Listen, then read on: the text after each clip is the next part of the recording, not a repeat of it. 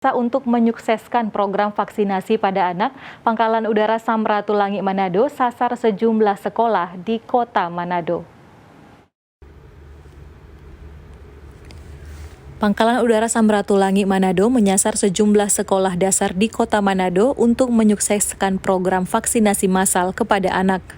Kepala Dinas Potensi Dirgantara Lanut Samratulangi Manado yang juga koordinator serbuan vaksinasi Kolonel Pasukan Paulus mengatakan pihaknya telah menjalin kerjasama dengan beberapa sekolah dasar di Kota Manado untuk melakukan vaksinasi pada anak dengan target 150 anak setiap harinya.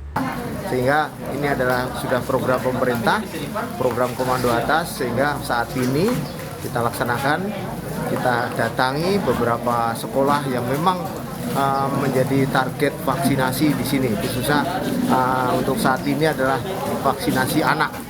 Sehingga kita datang ke SD Gemim ini, termasuk nanti siang besok kita akan bergilir mendatangi sekolah-sekolah SD di sekitar kita. Diharapkan dengan adanya serbuan vaksinasi dari Pangkalan Udara Samratulangi Manado dapat mencakup 70% sasaran program vaksinasi dari pemerintah Indonesia.